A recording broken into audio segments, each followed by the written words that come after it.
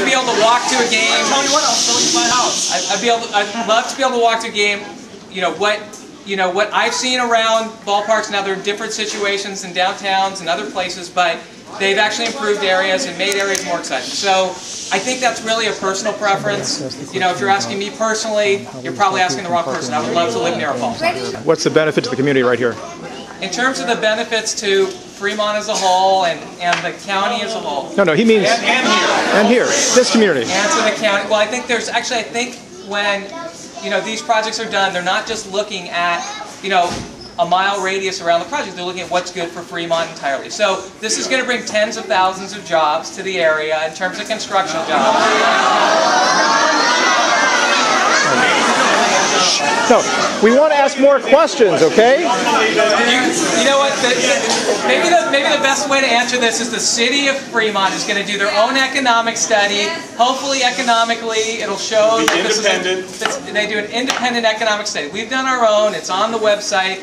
There's significant benefits economically to the city of doing these projects. We're not asking for any Fremont money. We're not asking for any money to operate the stadium. We pay our way entirely.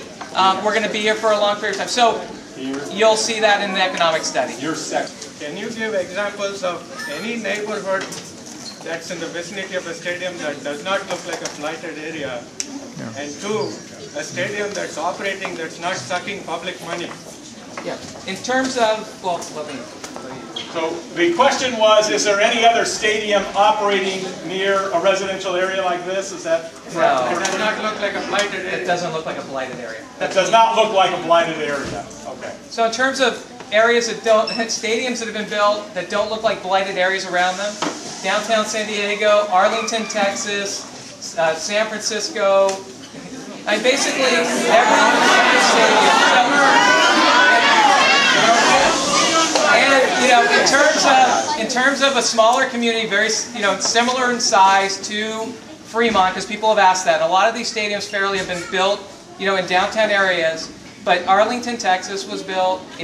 Arlington's about 300,000 people. We've looked at property values before and after the stadium was built. They've increased significantly. So again, this is one example. You ask for examples, you can study it.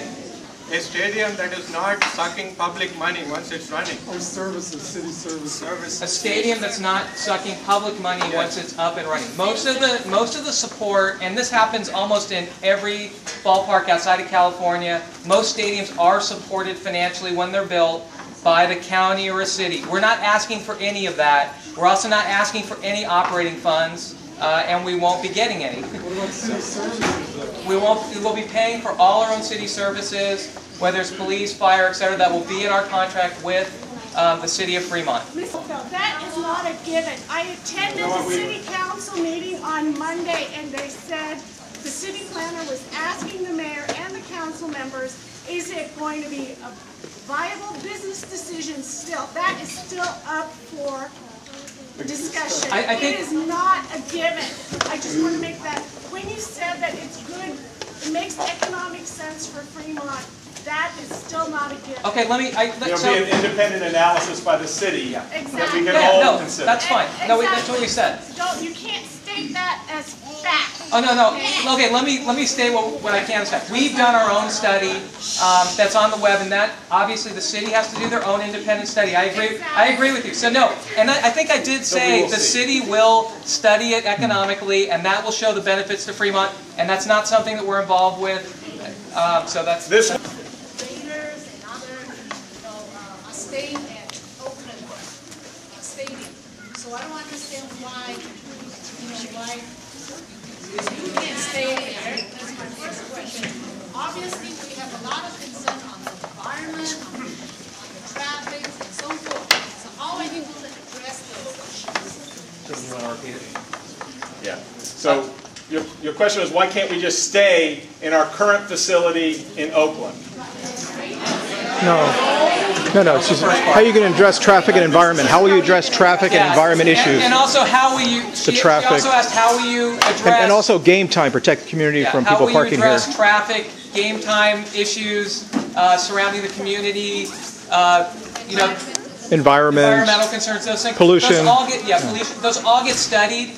independently of us by the city for every big project. It's called Environmental Impact Report, and they'll be studying traffic and all those issues, and that will be a public document that gets reviewed by the public. So that's all being studied independently. But she asked about game time security. In terms of...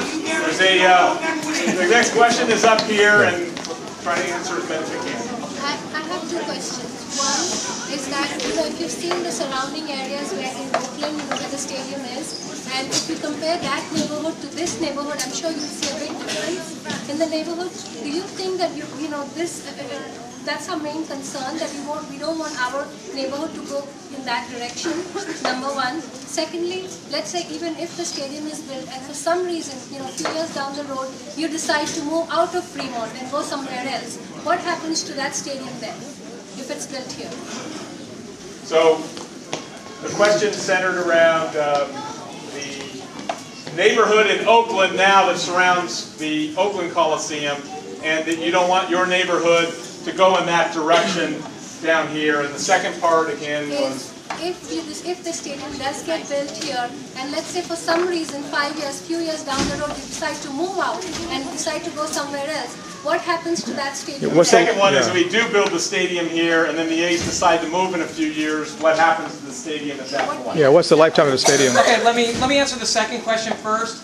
I'm not sure I can remember the first one now. We're committed to be here for, at least, an extended period of time, like 35 years plus options. If we were ever to leave, we can't leave after 5 years. So we're committed to be here by contract. It doesn't matter if we own the team or someone else does. If we build the stadium here, we will be here for an extended period of time. In terms of, we don't want the area to become like Oakland. Again, our feeling is the area is not around the stadium is not caused by the stadium itself. If you've been to the area, it's a lot of industrial, very old industrial buildings. What we've seen in other areas that are different from Fremont, but they've taken areas that are in not great shape, put ballparks there, and it's actually made those areas terrific. So I'm not saying that this area needs to be more terrific, because it is a fantastic area. All I'm saying is that ballparks have helped add to the quality of life in a lot of areas, as opposed to taking away. So what are you going to do about traffic? How is it getting there? So the question from the student was, what are we going to do about traffic in the area? And that's a great question, and that's probably the most important question. When we pay our fees to the city of Fremont, we have no influence on who they choose, but they do their environmental impact report, and a huge portion of that is all a traffic study. They look at every single intersection in the city. It's very expensive, and we pay for it, but that'll all be studied and presented. So that's a great question. It's probably the #1 question. Open air facility or a closed facility? The question was, is you proposing an open air facility or a closed facility?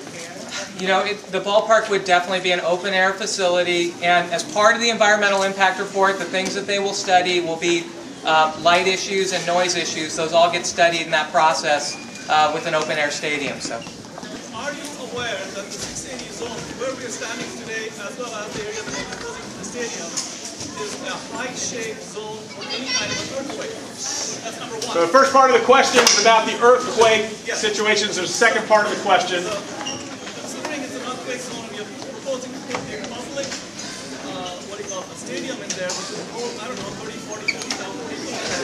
If you have an earthquake, and there is a problem, and there are a large number of people who decide to leave this place for a better place. So if an earthquake hit during a game is your question. So are you willing to take this responsibility? Number one. The second part is, what kind of taxes do you pay on this large area, which is a commercial site? What kind of taxes are you going to be paying per year to the state on this large land that you propose to take? The second part of the question is, what kind of taxes will we be paying to the city as a result of the project? and I'll take the second question first. So in terms of taxes, again, I can sit here and tell you what our taxes will be, as was mentioned before, but it doesn't matter. The city's going to do their own study of the economics, which will include the taxes generated by the project, so that you'll see that. That'll be a public document, as opposed to taking my word for it. Well, you know what?